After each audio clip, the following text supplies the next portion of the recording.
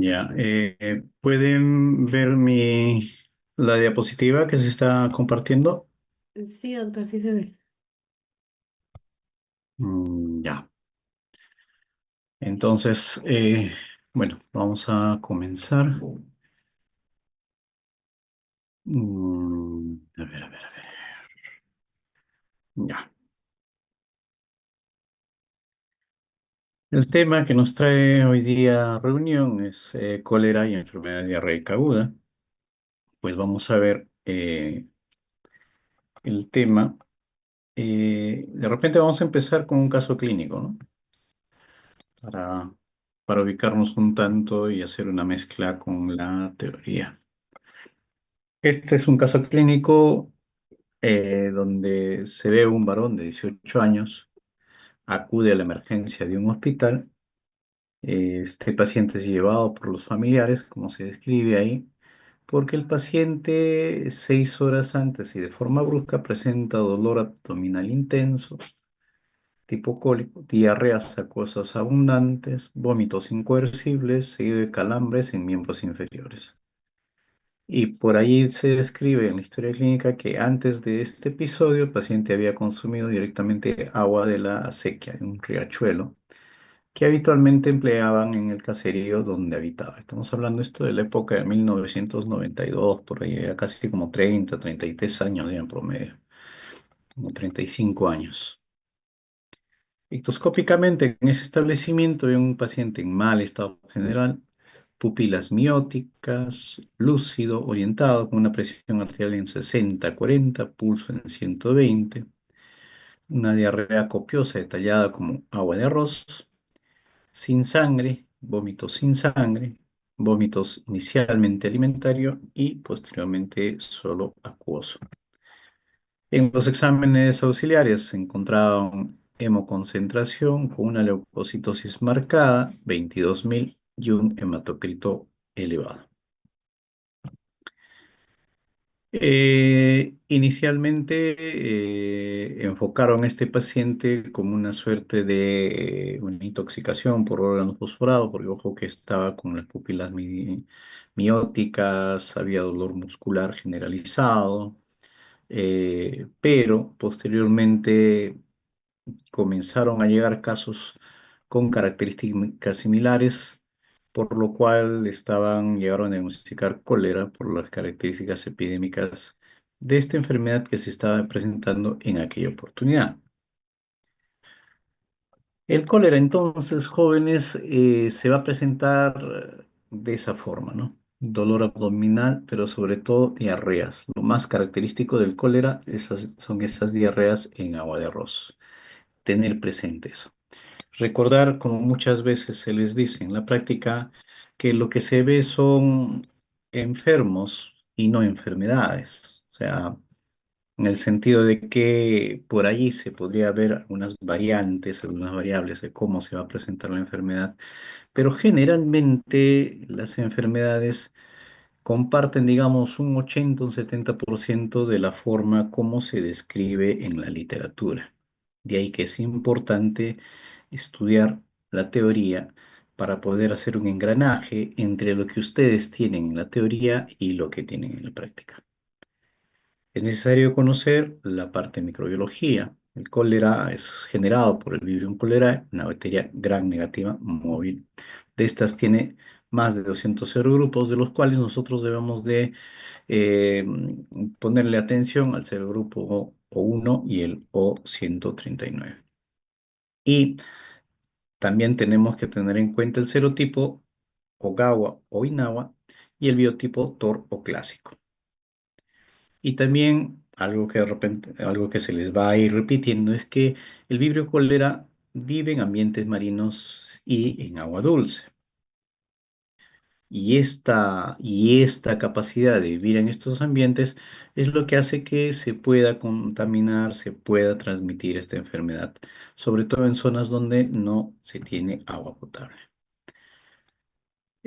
Ha sido un problema en la época de Asia, del siglo XIX, y ha presentado pandemias que han sido devastadoras. El vibrio cólera persiste en el medio ambiente puesto que se asocia al zooplancton y se asocia a los copépodos. Entonces, de repente, esta asociación es lo que va a hacer que el cólera como enfermedad pueda ser difícilmente erradicado. Sin embargo, tengamos en cuenta que en los países donde hay agua potable, en los países donde el saneamiento es el adecuado, el cólera prácticamente ha casi desaparecido. En nuestro país hemos tenido la presencia de, de esta bacteria en la década de los 90, pero también veamos que a nivel mundial se van presentando casos cada cierto tiempo, 94, 92, y vemos la cantidad de pacientes que se contagian, 70.000, y de estos 70.000, por ejemplo, por el año 94, 12.000 fallecen. Y es casi de esta forma la magnitud que tiene la enfermedad. Una gran cantidad de pacientes que se contagian con un porcentaje alto de mortalidad. Vemos los últimos casos que se van presentando a nivel mundial y a nivel de nuestro país, en 1990, bueno, 91, se presentaron, digamos, muchos casos de los cuales, fíjense, 322.000 casos de pacientes peruanos, de pacientes que se enfermaron por el COVID, perdón, por el cólera, de los cuales fallecieron casi 3.000, llegando a una tasa de mortalidad de 9 por 100.000, que a nivel mundial en su momento fue una de las tasas más bajas de mortalidad, aún con todo, con toda la forma de cómo fue, digamos, de agresiva esta enfermedad en nuestro país. Eh, Sin embargo, esta enfermedad es una enfermedad que nosotros podemos encontrar a nivel mundial. Nosotros, ustedes si digitan este URL en en el Chrome, ¿sí? En el Google, van a encontrar una página, un mapa donde nos muestra a nivel mundial las diferentes enfermedades, la notificación de diferentes enfermedades. Y dentro de esas podemos ver que en la actualidad, así, dato actualizado, hay casos de cólera. Fíjense, la zona más afectada, las zonas del África, pero también vemos que eventualmente se ven en los países industrializados, ¿no? Por ahí Estados Unidos, por acá un tanto Europa del Este, por ahí Rusia, y cada cierto tiempo se presenta. Y al realizar la actualización de la epidemiología de esta infección, vemos que, por ejemplo, en Sudán, donde en la actualidad están en una suerte de guerra interna, donde su sistema de salud está sufriendo por esta crisis interna, donde su sistema de agua potable, su sistema de saneamiento no es el adecuado, ahí es donde se están presentando casos actualmente de cólera. En este momento describen, ¿no? Esto es una información del día 29 de mayo, en la cual describen que en los 10 últimos meses han reportado 65.000 casos y con una mortalidad de 1.721 muertes para el 29 de mayo. Nosotros ya estamos 11 de junio. Son más días y probablemente esto de acá ha aumentado. No olvidar, el Vibrio cólera, una bacteria gran negativa móvil, más de 200 serogrupos, de los cuales el O1 y el O139 son los que debemos de tener en cuenta. Y esto de acá, lo que nos va a llevar a nuestro paciente, lo que va a producir la muerte del paciente será la pérdida de líquido. En el caso clínico que les presentaba inicialmente, una leucocitosis marcada, 22.000, pero también describía hemoconcentración, porque el paciente se deshidrata. Entonces, acá, bueno, ya se les planteaba los cepópodos, los huéspedes vertebrados, lo cual va a ser difícil que se pueda eliminar esta bacteria y tener en cuenta la fisiopatología. Cada enfermedad nos va a ayudar a identificar la historia natural de la enfermedad, ¿no? O sea, digo, la fisiopatología nos ayudará la historia natural de la enfermedad. Bien, el vibrio cólera se ubica a nivel del epitelio mucoso en el intestino y va a aumentar, va a generar el aumento del AMP cíclico, lo cual va a producir la eliminación de lo que sería el líquido, ¿no? Disminuirá la captación de sodio y aumentará la eliminación de cloro. Y a su vez esto irá acompañado de bicarbonato, lo cual generará, digamos, la salida del líquido, ¿no? De agua. Y eso es lo que va a generar una pérdida perdón, voy a desactivar eso de ahí que está incomodando. Ya, estaba acá. Y esto va a generar una pérdida de líquido. Sigue avanzando la diapositiva, ¿no? Porque a veces se queda en un solo lado. Me confirman, por favor, porque a veces sigo avanzando y no avanza. Sí ¿Están allí? avanza, doctor. Ok. Entonces, nuevamente otro esquema, otro dibujo en lo cual va describiendo lo que va haciendo la toxina del cólera, ¿no?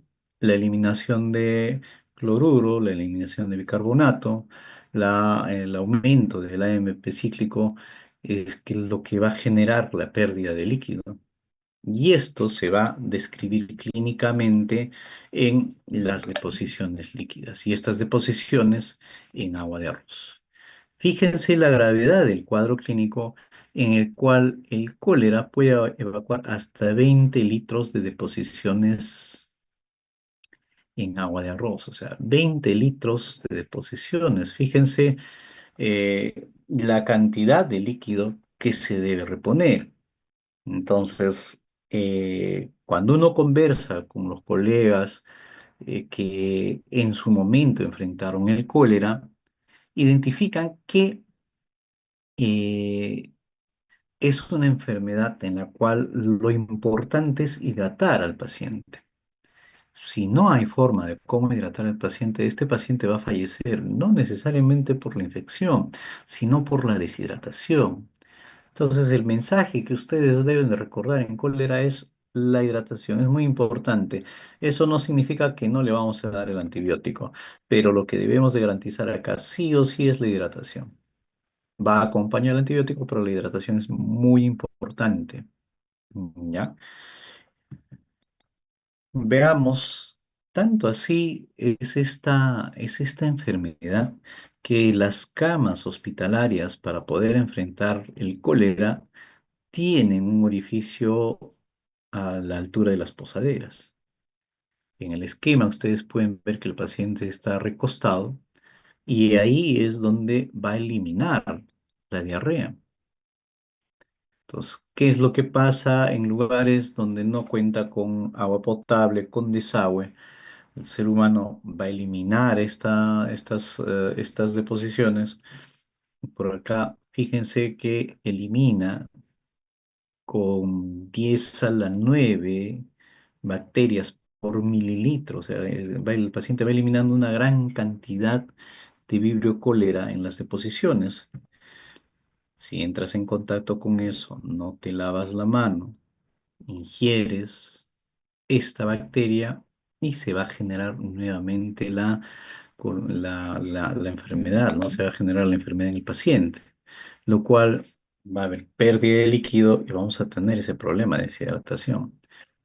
Si realizas la deposición en una zona donde vamos a encontrar zooplancton, los copépodos, estos se van a colonizar y este agente puede estar ahí, en esa zona donde nosotros tenemos estos agentes. Entonces, lo que corta la transmisión es un sistema adecuado de saneamiento, tener agua potable, lavarse las manos. Eso es lo que nos va a ayudar frente al cólera. Entonces, veamos que el cólera tiene algunas características que le permiten poder colonizar el intestino. El pilus, que está corregulado por la toxina, la hemaglutinina, la metaloproteasa, la cual va a facilitar la penetración a la capa del moco intestinal, y el flagelo, la cual mueve las bacterias a la superficie epitelial. Esto ayudará a que el cólera, al vibrio cólera pueda colonizar nuestro intestino. Entonces, vamos a ver que después de un periodo de incubación de aproximadamente 18 horas a 5 días, la enfermedad va a comenzar repentinamente. Entonces, volvemos al caso clínico que se les planteaba al inicio. Un joven de 18 años, pues, si uno recuerda, a los 18 años estás lleno de vida, estás con un ánimo, pero digamos, tremendo. Pero este joven refiere haber consumido agua de un riachuelo, agua no potable. Acá nos describe de 18 horas a 5 horas. Entonces, no describe el caso clínico cuándo fue que consumió el agua, pero ojo, nuevamente, nosotros vamos a ver enfermedad, enfermos, vamos a ser pacientes, no vamos a ver enfermedades. De repente el periodo de incubación es corto, pero tengamos en cuenta que todo depende del inóculo. Volviendo acá, la teoría me menciona, periodo de incubación aproximadamente 18 horas a 5 días. La enfermedad comienza repentinamente. En el caso clínico que se le escribía así, estaba con una enfermedad repentina, de ocasión de heces acuosas y vómitos. Esto va a continuar y las deposiciones van a asumir la apariencia de agua de arroz, o sea, de lavado de arroz. Y acá se describe también con un olor a pescado. Ojo, fiebre está ausente a menos que exista una coinfección. Lo más destacado de esta enfermedad, la deshidratación. Si no hidratamos rápidamente a este paciente va a fallecer por deshidratación. Dependiendo de la gravedad de la deshidratación, el paciente puede tener sed, irritabilidad y posteriormente letargo. Hay algo que deben de tener presente en las diferentes enfermedades, que hay compromiso neurológico cuando ya la enfermedad está muy, muy avanzada. Ustedes revisen los cuadros clínicos de las diferentes infecciones, pero compromiso neurológico es casi, casi lo último de una sepsis. Entonces, de igual manera, la deshidratación va a generar que la persona esté irritable. Más adelante, cuando la deshidratación es mayor, ya el paciente no va a estar irritable, va a estar con letargo. Entonces, tener en cuidado eso, tener en cuenta eso. Obviamente vamos a tener taquicardia, un pulso rápido, pérdida de turgencia de la piel, disminución de la producción de orina, presión arterial baja, respiración rápida y los ojos hundidos. Todos estos signos de una deshidratación. Si el paciente no recibe la hidratación adecuada, puede progresar a un shock hipovolémico. El cultivo es, o sea, la identificación de la gente es el estándar de oro. En la parte de infectología, ustedes van a ver que el estándar de oro generalmente es la identificación del microorganismo. Para esto se usan medios selectivos de cultivo, sales biliares, citrato de tiosulfato, sacarosa, agar gelatina, y se van a analizar las colonias de forma directa, ¿no? Y en esta se estará buscando detectar el serogrupo O1 o el O139. Vemos un agar en de sulfato, la coloración amarilla brillante que va a presentar el vibrio cólera. Tratamiento, nuevamente busquen, enfóquense en la hidratación. Si hay cólera, Ni vueltas que dar. Ese paciente tiene que hidratarse. Es lo más importante. Antibióticos, sí, sí, no se olviden del antibiótico, pero no pierdan la hidratación. Eso es lo que van a escribir. Y quienes atendieron esta enfermedad en su momento les describen eso. Pacientes se venía en deposición, se venía en diarrea, perdía suero que colocabas y el paciente igual. Y ustedes han visto la forma de la camilla, justo es por la forma de presentación de esa enfermedad. Hidratación. A menudo necesitan más de 100 mililitros kilogramos de líquido por horas. Lo que nosotros buscamos es la eupolimia. Buscamos reponer las pérdidas.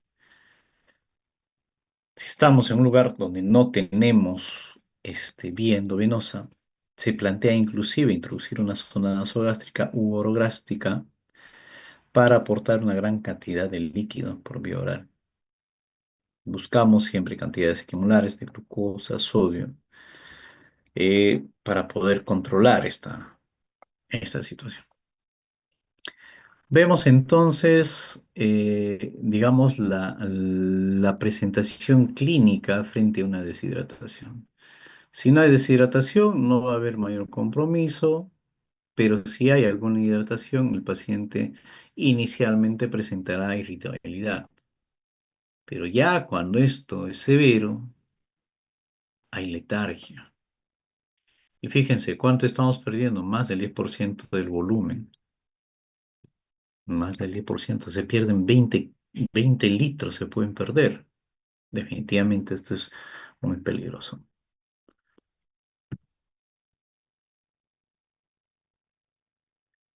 ¿Qué, mm, qué fluidos tenemos que usar, ¿no? Por ahí, en la práctica, lo que tengamos a la mano, mm, puesto que no podemos escoger. Y lo que generalmente hay en los establecimientos de salud es el suero fisiológico, ¿no? El salino fisiológico. Eso tendremos que usar. Podemos usar lactato de Ringer, podemos usar una solución que se plantea, la solución de acá, pero definitivamente tenemos que usar lo que tengamos a la mano. Tenemos que cubrir al paciente con lo que tengamos a la mano. Entonces, en lo posible, la vía oral, pero si esto viene con pérdida rápida, pues la vía oral no va a ser suficiente. Una terapia de rehidratación oral, por ahí la sal de rehidratación oral casera, la cual plantea 2 cucharadas de sal y 6 cucharadas de azúcar en 1 litro de agua potable. Esto es lo que nos podría ayudar de forma casera para realizar una hidratación medianamente posible, ¿no? Como que nos puede ayudar para poder enfrentar esta enfermedad. Importante la hidratación, cólera, no se olvide la hidratación. El antibiótico no es que no sea necesario, pero el papel vital acá es la hidratación. Y la bibliografía lo describe, el antibiótico es secundario, pero no hay que dejar de darlo, ¿ya? ¿Qué le damos? Fíjense, cólera, por ahí podemos usar macrólidos, por ahí quinolonas, por ahí tetraciclinas. Entonces uno se pone a pensar que el antibiótico que se usa, digamos, no es tan alejado al alcance de las personas, ¿no? Entonces acá la cuestión acá es hidratación, no olvidarnos de la hidratación. Entonces, cólera, no se olviden, la hidratación es muy importante. El cuadro clínico se explica por la fisiopatología. Obviamente que la bacteria tiene que colonizar el intestino y a partir de eso va a generar aumento del AMP cíclico, pérdida de cloruro, pérdida de bicarbonato, pérdida de líquido y la diarrea. Inicialmente va a ser acuosa, posteriormente será una diarrea en coloración de arroz lavado, con un olor a pescado. Inclusive, esa diarrea hay que tener cuidado, porque el paciente va a venir en diarreas y puede morir por deshidratación. Hay que tener mucho cuidado con eso. Cólera, no se olviden tener mucho cuidado con eso. Enfermedad diarreica aguda. Las enfermedades diarreicas ya se van planteando la clasificación en base a la cantidad o al peso, ¿no? La formación inclusive. Tres o más deposiciones no formadas por día. A veces los pacientes en la consulta, unos pacientes con VIH dicen, doctor, tengo diarrea. Ya, ¿cuántas veces estás haciendo? Estoy haciendo dos al día y estoy haciendo bland. Pero, eso no va entrando tanto como una diarrea, ¿no? Tres o más heces no formadas y a menudo otros síntomas entéricos o el paso de más de 250 gramos de heces no formadas por día. La clasificamos como aguda, menos de 14 días, persistente 14 a 29 días y crónica más allá de 30 días.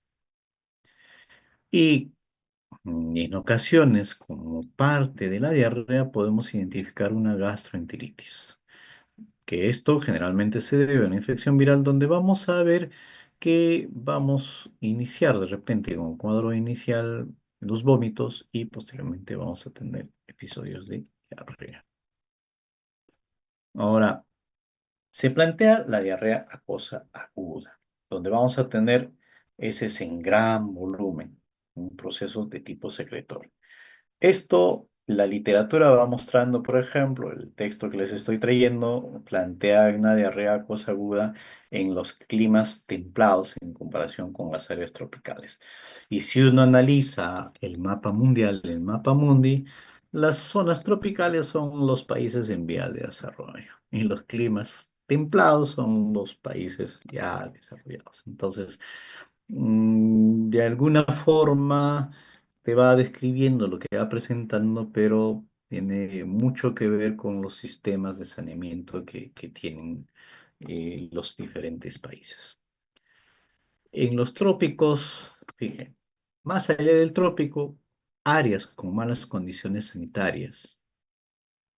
O sea, de repente en nuestro país existen otros agentes, no los virus. Los virus se sospecha clásicamente cuando uno habla de diarrea acuosa aguda, plantea virus. Pero en zonas en las cuales no hay las condiciones sanitarias adecuadas, podemos sospechar de algunas bacterias, ¿no? La E. coli enterotoxicógena, la E. coli enteroagregativa, estas podrían producir una diarrea acuosa aguda. De ahí que ya comienzan a mencionar el término de diarrea a diarrea del viajero, ¿no? Puesto que aquellas personas que vienen de países desarrollados a veces van a los restaurantes y ahí les cae mal el alimento, ¿no? De repente Shakira tuvo una de estas situaciones, no lo sabemos, pero ya. Entonces, en nuestra realidad, una diarrea acuosa aguda se puede presentar ya sea por Shigella, por Salmonella, por Campylobacter. Va a ser difícilmente, va a ser, no va a ser posible únicamente por el cuadro clínico poder diferenciar entre estas. Lo que se plantea es realizar cultivos. Entonces, si dentro de su plan de trabajo ustedes me dicen, voy a solicitar un cultivo de heces, es porque ustedes están pensando o en Shigella, o en Salmonella, o en Campylobacter. Son diarreas, son bacterias que no deberían de estar en el colon, que no deberían estar en nuestro intestino. Y obviamente que entra también por ahí cólera, pero cólera requiere un medio de cultivo especial, ¿no? El tiosulfato, citrato con sales biliares, sacarosa. Entonces, o sea, en lo posible, metámonos la cabeza a eso, porque si haces un cultivo de heces y crece Escherichia coli, pues eso no te indica nada, porque el coli puede crecer fácilmente en el intestino. Nuevamente, de repente cambiamos el esquema, pero igual la evaluación de la deshidratación, ¿no? Que en un principio no vamos a tener un gran síntoma, pero cuando ya esto se va convirtiendo en moderado, podemos tener un paciente irritable, de repente una disminución moderada de la orina, y ya cuando la cosa está muy avanzada, podemos tener un paciente letárgico o comatoso. De alguna forma, lo que nos puede ayudar también a identificar el nivel de deshidratación es medir el flujo urinario. Pero ya tengamos en cuenta otro tipo de condiciones, pacientes con VIH. Ustedes están rotando por infectología y ya ven pacientes con VIH, pacientes en estadio SIDA. En estadio SIDA podemos ver una serie de agentes que en un paciente sin SIDA no significaría de repente un problema. Por ahí criptosporidium, por ahí ciclospora, son los que pueden generar un problema con una suerte de diarrea asociada al VIH. Pero también tengamos en cuenta algunas situaciones virales, unas gastroenteritis, las cuales se presentarían predominantemente por una infección viral. Por ahí rotavirus, norovirus, lo que ocurre en climas templados se describe en la época del invierno, y en áreas tropicales y semitropicales estamos premiados durante todo el año. Sin embargo, estas situaciones de náuseas, vómitos y deposiciones líquidas también se pueden presentar por la toxina, por toxinas. En este caso vamos con Staphylococcus aureus, Bacillus cereus, en los cuales se plantea la intoxicación alimentaria. El Bacillus cereus, por ejemplo, se plantea con respecto al arroz contaminado. La diferencia es que en estos casos lo más característico es que viene generalmente por náuseas y vómitos inicialmente y posteriormente viene con diarrea. Y el otro caso es de que como es un alimento contaminado, no solo una persona se va a enfermar, se puede enfermar la otra persona que también ha consumido ese alimento contaminado. Eh, bueno, pues no, lo que les estaba diciendo, la intoxicación alimentaria, epidemias transmitidas, o sea, más de uno va a estar, el periodo de incubación será de 2 a 3 horas y existirán casos similares. Tristemente, nos podemos dar cuenta de eso en los casos del sistema de apoyo alimentario en nuestro país, el Qualimá, el Qualiwarma, creo que se llamaba, donde ya en las noticias, en los noticieros vemos que hay evidencia de intoxicación de mal estado de los alimentos y pues definitivamente estos están contaminados y pueden producir este tipo de enfermedades, ¿no? Este tipo de presentación clínica, intoxicación alimentaria por alimentos contaminados. La diarrea inflamatoria ya se plantea aquella diarrea en la cual va a tener sangre y moco, sobre todo sangre. Diarrea inflamatoria, ya vamos con bacterias. Ahí no pensamos en este, no pensamos en virus, ahí pensamos en bacterias. Shigellosis, Salmonelosis, Campylobacter y por ahí la entamoeba histolítica. La E. coli podría ser, pero la enteroinvasiva. Shigella es la característica de una colitis bacteriana invasiva. Vamos a tener diarrea sanguinolenta aguda con fiebre alta y manifestaciones sistémicas. Periodo de incubación promedio 8 horas a 9 días. Promedio 14 a 72 horas. Ojo que el inóculo que se requiere no es muy alto, un inóculo bajo. Y la shigella puede ser particularmente grave en niños desnutridos, en los que la mortalidad puede llegar al 11%. Campylobacter, pues cuando hay ingestión de agua contaminada, leche cruda o aves de corral. Generalmente niños pequeños viajeros en áreas tropicales. Está patógeno común durante temporada de lluvia. En tamoeba histolítica vamos a tener deposiciones típicamente descritas como deposiciones en chocolate, inclusive se plantea eso. Esto de repente podría plantearse que podría autolimitarse y generar posteriormente un absceso hepático. Si esto lo dejan pasar, esto puede generar un absceso hepático, pero esta colitis por una entomomocilítica, lo característico es que vamos a tener dolor abdominal, tenesmo, heces con sangre y moco, por ahí puede ser unas heces en la característica de chocolate, y podemos tener colitis extensa con perforación colónica. El riesgo de que se complique es alto si no recibes tratamiento para esto.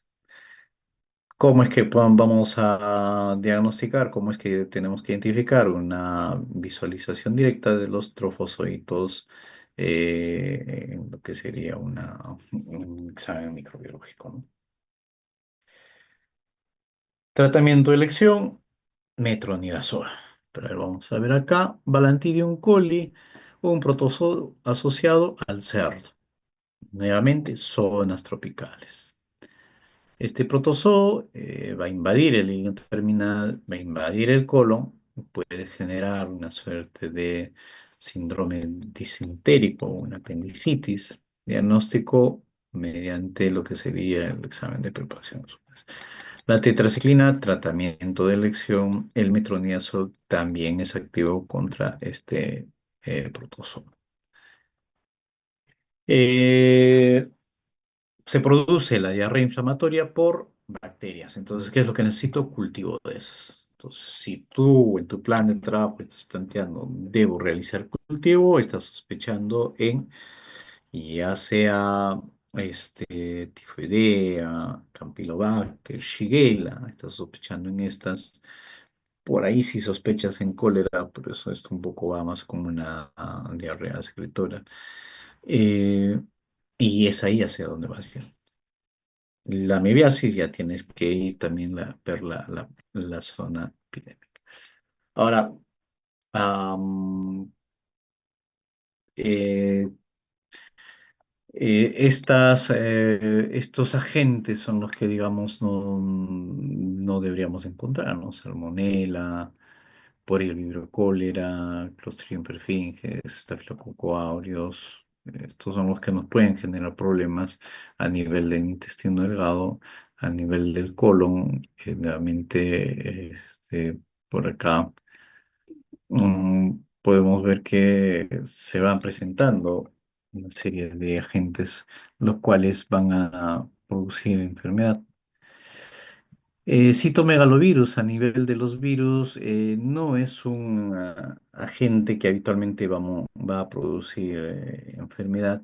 El citomegalovirus generará enfermedad cuando nosotros tenemos compromiso de nuestro sistema de defensa, ya sea una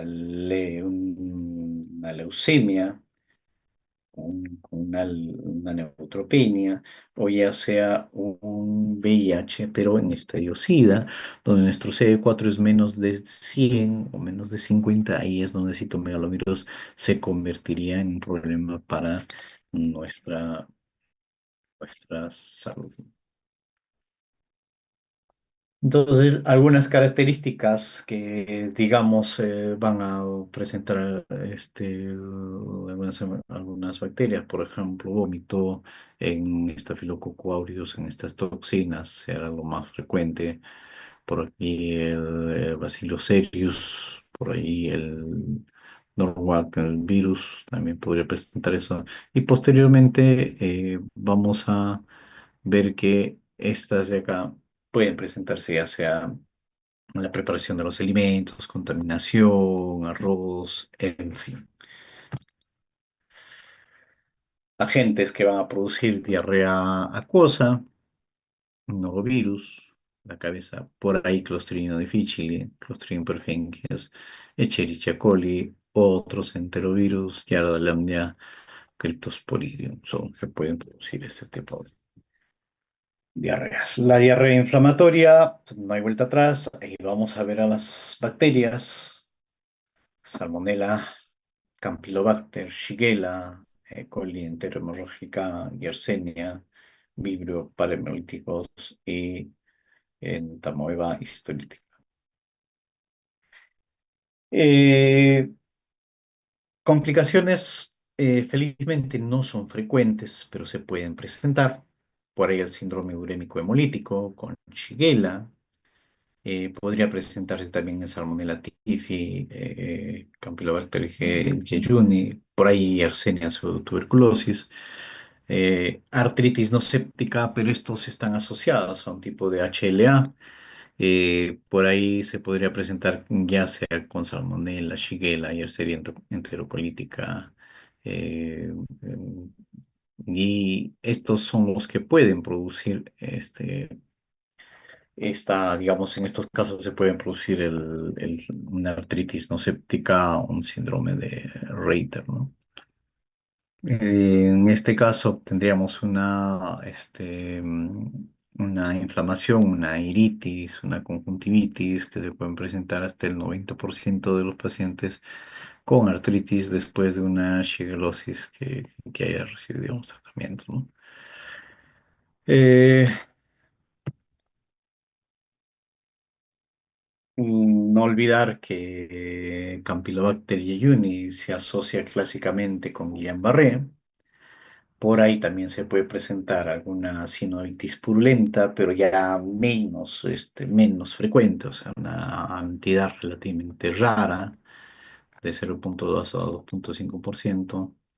Y vemos también una suerte de síndrome intestino irritable postinfeccioso que puede presentarse después de una infección.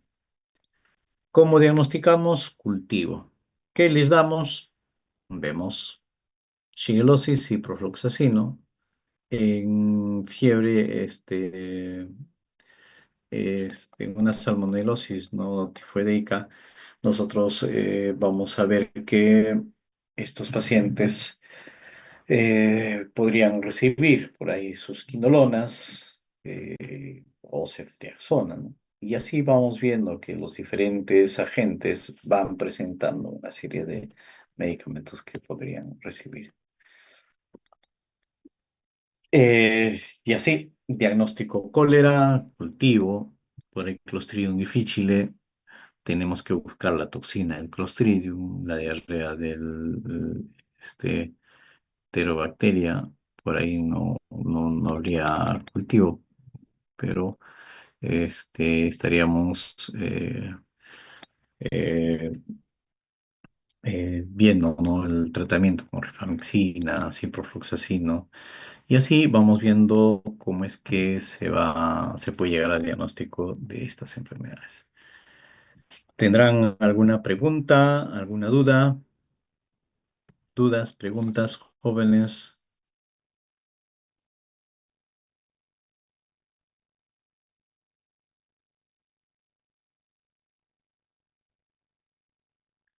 ¿Hay dudas?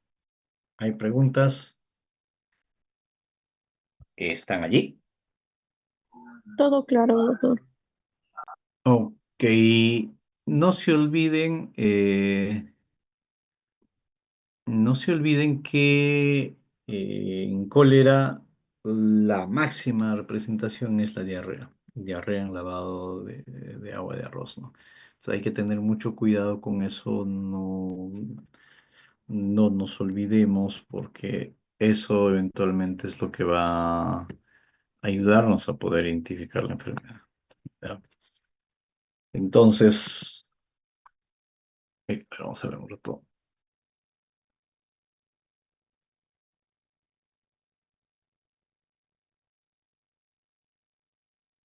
Entonces, si no hay preguntas, creo que eso ya sería todo, no sé. Por ahí seguros que ha quedado todo claro, ¿no?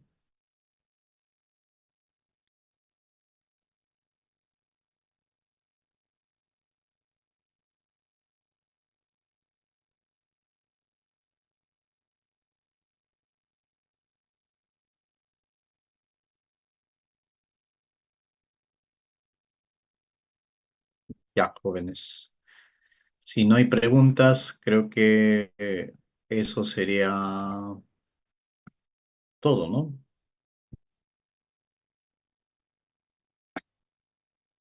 Sí, está todo claro.